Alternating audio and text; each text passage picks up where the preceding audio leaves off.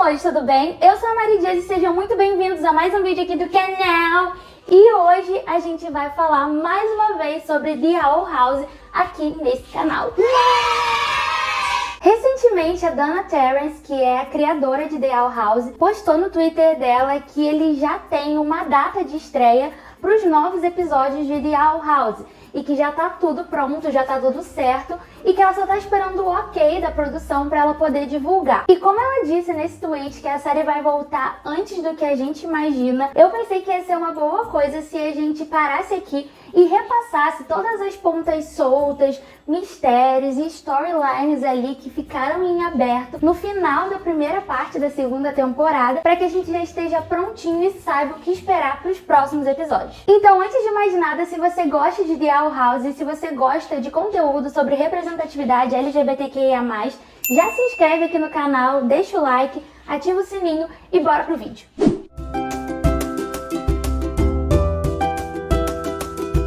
Bom, se você é fã de The Owl House, você deve saber que a partir de agora a gente só vai ter mais a segunda metade da segunda temporada e uma terceira temporada que vão ser, na verdade, 3 episódios especiais de 40 minutos, porque a série vai acabar. E a gente já falou disso aqui no canal algumas vezes, eu já falei pra vocês sobre o cancelamento de The Owl House e é uma coisa muito triste, então por um lado a gente fica feliz de que a série vai voltar e a gente vai ver o que vai acontecer, mas por outro é aquele sentimento meio agridoce, porque a gente não quer que acabe, eu não quero que acabe, eu não sei o que vai acontecer quando acabar, mas acho que vai ficar todo mundo muito triste. E eu ainda tenho uma leve esperança no meu coração de que talvez a série consiga continuar de outras formas, mas não sabemos, né? Então, né, dito tudo isso e com muito pesar no coração, vamos relembrar os principais mistérios aí que ficaram naquele final dos últimos episódios e que a gente precisa prestar atenção, porque com certeza essas coisas serão respondidas. A primeira questão que eu coloquei aqui que precisa de respostas é sobre o passado do personagem King. Uma coisa que eu adoro em The Owl House é como até os coadjuvantes, os personagens que não são os principais, têm muita história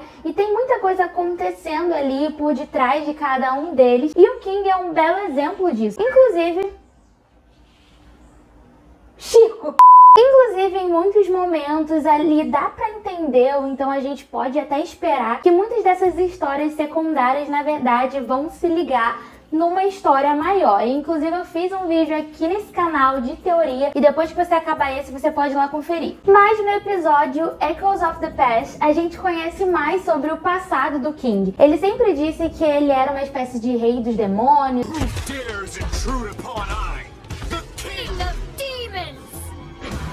E a gente achava que, na verdade, ele só tava delirando. E nesse episódio, a Ida conta que, na verdade, ela achou ele naquela caverna, naquele lugar abandonado, no meio de todas aquelas ruínas. E que, na verdade, ele é uma criança. Nesse episódio, a gente descobre que, apesar de ele não ter sido realmente o rei dos demônios, como ele falava, porque ele é só uma criança, ele provavelmente fez parte de uma linhagem, ou os antepassados dele realmente pareciam ser reis ou algum tipo de raça superior. E lá naquele castelo, ele lembra de várias coisas, ele lembra de uma invasão, ele lembra que ele era só um bebezinho dentro do ovo, quando alguma coisa lá deu muito errado e ele acabou ficando sozinho lá até que a Ida chegou e resgatou ele. E num dos últimos episódios que a gente teve, que foi o Knock Knock Knock on Who's Door, ele finalmente descobre os poderes dele. Ele tem uma espécie de grito lá, supersônico, e ele passa esse episódio inteiro tentando descobrir que tipo de demônio ele é, e ele não consegue realmente se encaixar em nenhum dos 3 tipos que o Huri apresenta pra ele. Depois daquele episódio lá naquelas ruínas, ele também começa a tentar encontrar pessoas do passado dele, principalmente o pai. Ele quer saber mais sobre quem ele é, sobre o passado dele. E no final desse episódio, que ele descobre os poderes dele, a gente vê que uma espécie de monstro ou demônio ali,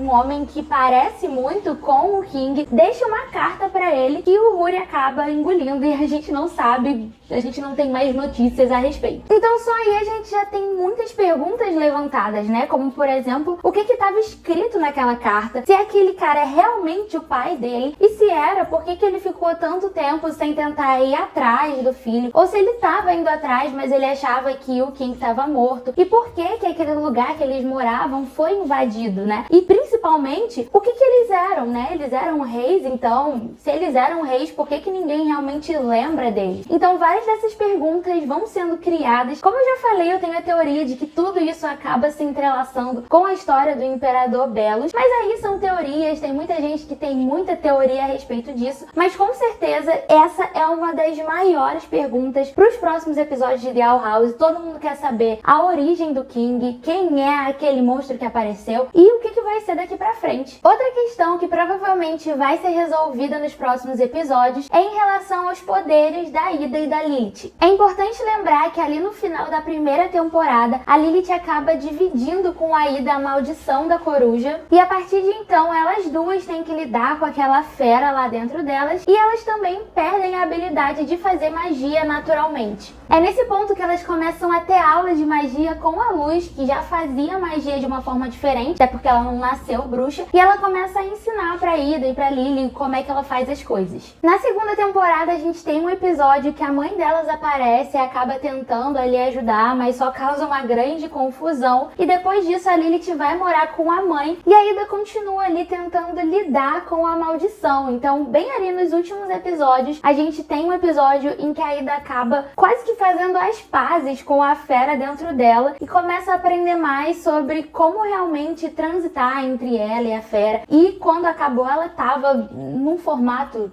de fera, né? Então, tudo tava meio confuso pra ela, e eu acho que a história da Ida é uma coisa que acontece ali meio que em paralelo a tudo que tá acontecendo, a história da Luz, que é a protagonista, mas eu acho que a história dela é extremamente interessante. Não é só sobre a magia e a maldição em si, mas também sobre questões profundas dela, os traumas dela. E eu acho muito bonito as cenas em que mostra ela tentando lidar com isso. Então, pra mim, a Ida é uma das melhores personagens, eu amo ela de paixão. E com certeza, nos próximos episódios, a gente vai ter uma resolução aí pra história dela. Será que ela vai voltar a ter magia naturalmente? Será que ela vai se livrar de uma vez por todas da maldição? Ou então ela vai abraçar aquilo e vai ser parte dela? Então, eu acho que a história dela em si é muito interessante e tô sempre muito curiosa pra saber o que vai acontecer. E aí, nós chegamos nele, que com certeza é o principal mistério pra todo mundo que assiste essa série. É a principal coisa que a gente quer saber sobre, que, assim, existem milhares e milhares de teorias e a gente não sabe direito pra onde ir, mas que com certeza será respondido daqui a pouco. Eu estou falando do Imperador Belos, sim, ele, o chefão lá das Ilhas Ferventes, e que a gente não sabe direito de onde veio, por que veio, o que está fazendo e para onde vai. O que a gente sabe até então dele é que ele apareceu um tanto quanto do nada, e foi ele que criou aqueles sistemas dos Covens, e é por conta dele que a chamada magia selvagem é perseguida lá nas Ilhas Ferventes. A gente também sabe que antes dele não tinha realmente um governante lá, e as pessoas viviam de uma maneira um tanto quanto livre, e claro que a gente sempre se pergunta quem é ele, como é que ele conseguiu isso, né, de chegar no lugar e falar, agora eu sou o imperador. A gente também sabe que ele tá tentando construir uma porta para o mundo humano, aquele portal que a Ida tinha antes. É algo que ele quer esse contato com o mundo humano. E nos últimos episódios a gente descobriu que para fazer isso, ele tá colocando todo um exército atrás de várias coisas. Então a gente teve um episódio que foi todo focado naquela questão do sangue do Titã, que é algo que ele tá atrás porque ele precisa para fazer a porta. A gente também descobriu que por algum motivo ele tava indo atrás dos chamados basiliscos, que era aquela espécie que a Vi era, que era aquela basilisca que estava tomando o lugar da Luz lá no mundo humano. A gente descobriu que ele tratava ele super mal, deixava preso numa masmorra e que estava lá tentando estudar por que ou como eles drenavam a magia. Provavelmente porque ele queria saber e fazer alguma coisa com aquilo. Tem também aquela cena quando ele tá tentando ativar o portal e ele não consegue, que a gente tem um foco num livro aberto que dá a entender que ele estava estudando sobre Greenwalkers. Então a gente vê que ele tá nessa grande busca para tentar abrir esse portal. E claro que uma das principais perguntas que aparecem então é por quê, né? Qual é o motivo dele estar querendo abrir esse portal? Inclusive numa cena lá com o Hunter, ele fala do mundo humano de uma forma super saudosa. Ele fala que ele já esteve lá, que lá a chuva não queima igual lá nas Ilhas Ferventes, e que ele sente falta da brisa e de tudo mais, e que ele gostava de ir pra lá. Então a gente já começa a se perguntar, né? Será que ele já foi no mundo humano? Será que ele é do mundo humano? Tem várias teorias. Eu sempre fui da teoria de que ele é humano, sim. E talvez toda essa questão de drenar magia tenha a ver com isso. Mas também acho que ninguém acredita que ele tá querendo fazer a porta pra simplesmente voltar pro mundo dele e ficar lá vivendo em paz, né? Muito provavelmente ele tem algum plano, então a gente se pergunta qual é esse plano? Será que ele quer dominar o mundo humano? O que ele vai fazer uma vez que ele consiga abrir esse portal, se ele conseguir? E no meio disso tudo também entra o Hunter, né? Muita gente acredita que ele é um Green Walker, porque no livro mostrava que eles tinham um olho rosa semelhante, ou na verdade idêntico ao olho do Hunter. E a gente também vê que o Belos tirou o Hunter das suas missões, ele não deixa mais ele ir lá naquelas missões que ele tá dando pros guardas, porque o Belos não quer que o Hunter se machuque. Ele disse que o Hunter já tem grandes planos pra ele no destino dele e que logo logo ele vai saber o que é. Então a gente também logo logo quer saber o que será. Muita gente acredita que vai ser preciso algum tipo de sacrifício ou algo assim pro grande plano dele e que o Hunter é a pessoa que, no caso, teria que ser sacrificada. Com certeza, toda essa trama aí, acho que é a grande interrogação da série, é o que todo mundo quer saber e o que no final vai ligar todos os fatores. E eu tô muito curiosa para saber o que eles vão entregar pra gente, se vai ser uma coisa que a gente já tava esperando, se as nossas teorias vão realmente estar certas, ou se a gente vai, tipo, explodir a cabeça e não ia ser nada daquilo, daqui a pouco aparece, sei lá, um outro personagem e pronto, não era nada daquilo, a gente vai ficar tipo, e é isso. E aí, falando disso, a gente tem mais uma grande interrogação que muito provavelmente vai se interligar com essa história toda, que é o diário do Philip. O que a gente sabe até então é que o Philip foi um humano que já esteve ali nas Ilhas Ferventes e que do nada ele desapareceu. Mas antes de desaparecer, ele deixou esse diário dele na biblioteca e é o que a Lu está usando junto ali dos amigos dela para tentar reconstruir a porta e poder voltar para o mundo humano e ver a mãe dela. Além da gente se perguntar quem ele era e de onde ele veio, com quem ele veio, quem ajudou ele, a gente também quer saber o restante da história, porque até então a gente só chegou ali mais ou menos ao ponto em que ele foi até o Eclipse Lake para tentar conseguir o sangue do Titã e ele conseguiu, mas lá naquele lugar o irmão dele, todas as pessoas que estavam com ele acabaram morrendo. Então parece demais que aquele diário tem uma grande relação com todas as perguntas que a gente tá se fazendo e que conforme ela descobrir mais coisas, a gente vai ter grandes revelações. Inclusive no último episódio, que foi o Yesterday's Lie, a gente começa a ver que muito provavelmente a Cidade da Luz tem uma grande relação com tudo aquilo ali. A gente vê uma hora que a Vi pega um jornal que tá falando sobre os segredos de Gracefield e tem aquele louco lá que tá atrás também das bruxas e tudo mais. Mas o que a gente percebe é que existe lá uma lenda de dois irmãos que foram atraídos para um reino mágico por um bruxo. E que desde então várias coisas estranhas já aconteceram na cidade. Então muito provavelmente existe uma ligação da cidade com tudo. Não foi simplesmente um lugar aleatório. E isso acaba adicionando mais um pouco de tempero aí nessa grande sopa de perguntas e de coisas que parecem estar interligadas e que a gente quer saber o que, por que e como.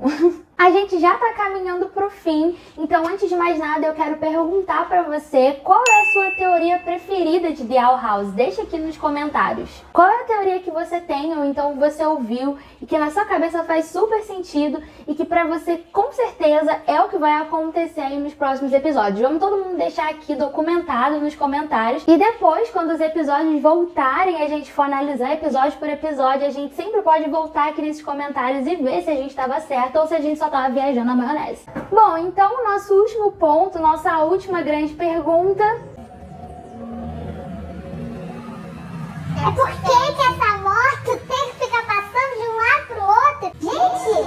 Então, nossa última grande pergunta, que não é bem uma pergunta, mas sim, acho que uma storyline, né? Várias perguntas que a gente tem e que com certeza precisam ser resolvidas, que é o futuro da nossa protagonista maravilhosa, Luz Noceda. Miau, miau!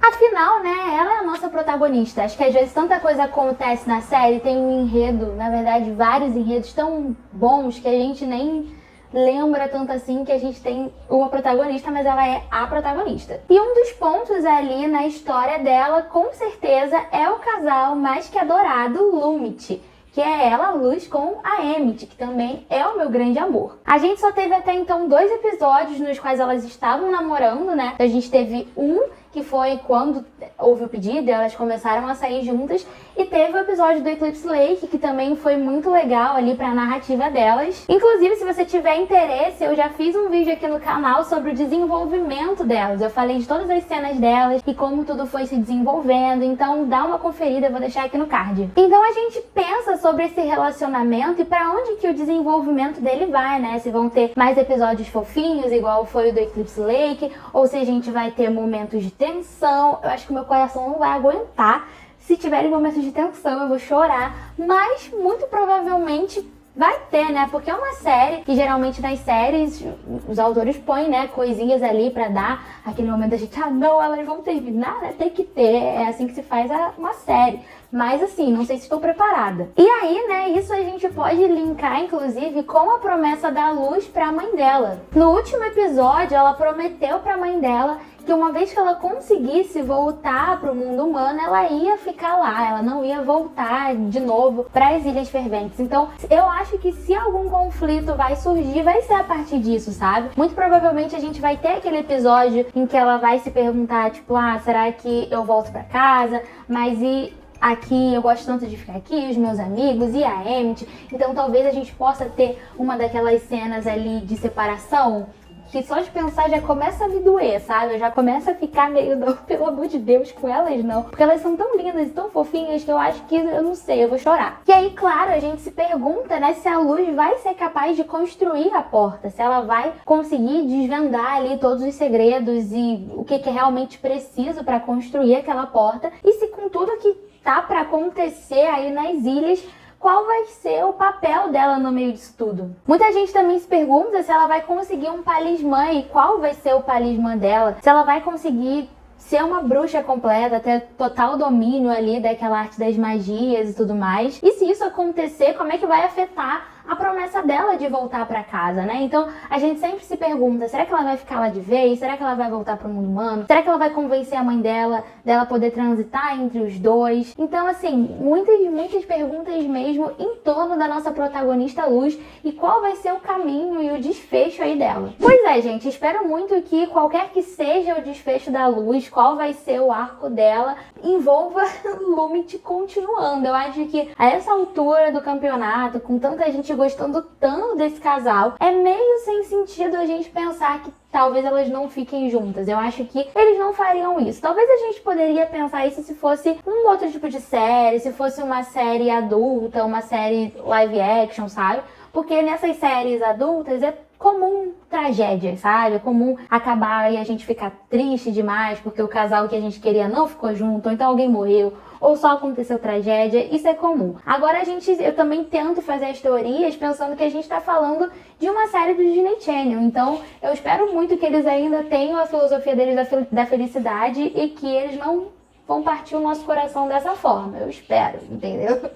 Olha que eles aí, só porque é um casal gay, eles vão fazer pra sofrer. A gente quer que a gay sofra, não vai ficar junto no final.